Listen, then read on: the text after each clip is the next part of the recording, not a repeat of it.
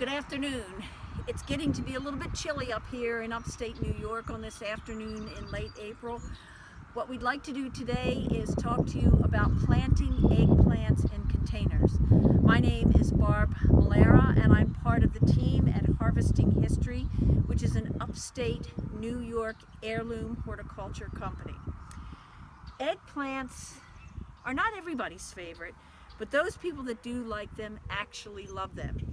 And so today we're going to talk about how to plant them in containers.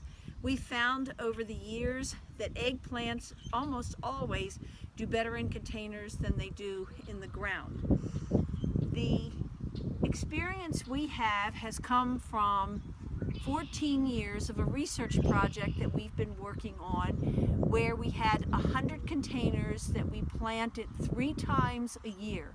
So at this point we have under our belts experience with over 4,200 plantings, and so we think we know a little bit that we'd like to share with you.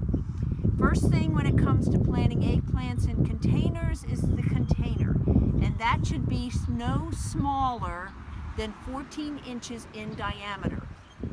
One eggplant to a 14-inch diameter container. If you put 2 eggplants in a container this size, what you will find is you get no or very little productivity. So you want 1 eggplant in a 14-inch container. Soil mix. What you want with a soil mix is a mix that we are going to suggest to you. We've looked at and examined the productivity of the fancy soil mixes you can now buy in garden centers and in nurseries, and found that they are very little, if ever, better than the soil mix we're about to give you.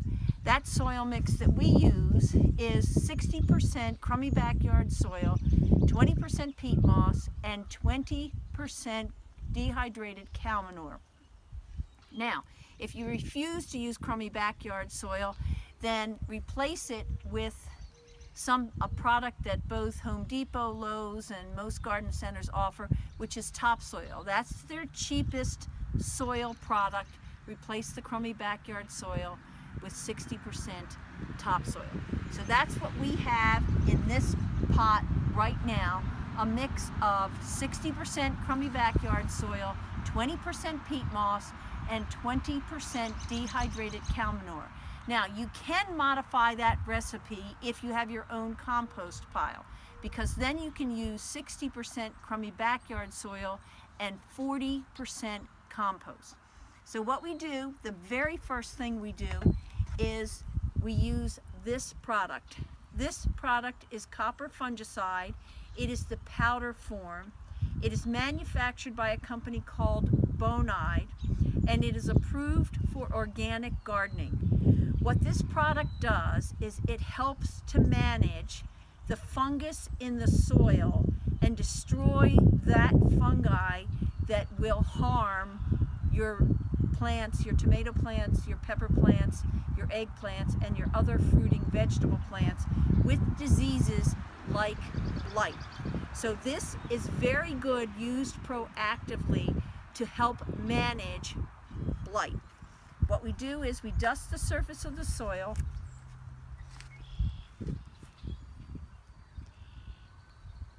with the copper fungicide,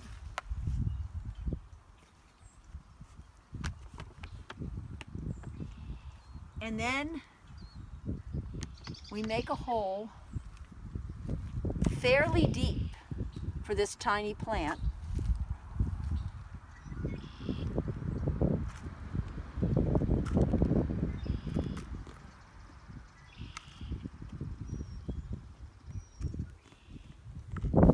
Okay, next I want you to take a look at the size of this plant. This is tiny by most people's standards, but it's the optimum size for a plant that's going to be transplanted. Those big gangly plants that you often see at farm stands and in festivals this time of the year, those are much more likely to experience severe transplant shock because they're so much bigger and because they're so gangly. This little guy is a great size for transplanting. So what you want to do after you've created the hole is take this sweet thing, gently put it into that little hole, and then gently fill the hole with soil, so that what you have at the end is just the very top of the plant. And then what you want to do is just gently press the soil down. Then, once you've accomplished this, the next thing you're going to do is you're going to add some of this. This is bone meal. It's a source of calcium. It's very good for eggplants, pepper plants, and especially tomato plants. What you do with the bone meal is you ring your plant with about 1/4 cup of the bone meal. Now, this particular product is manufactured by a New Jersey company called Espoma, and it is approved for organic gardening. So it's the best of all worlds. Then, because if you're like me, you can't remember what you had for breakfast, you tag the plant so that even in a pot, you remember what the plant was that you planted there. 1/3 admonition is about every 2 weeks you need to fertilize this plant. And we suggest and highly recommend this fertilizer. It's called tomato tone, but forget the tomato part of it, because it really is good for peppers and eggplants as well as tomatoes and other fruiting vegetable plants.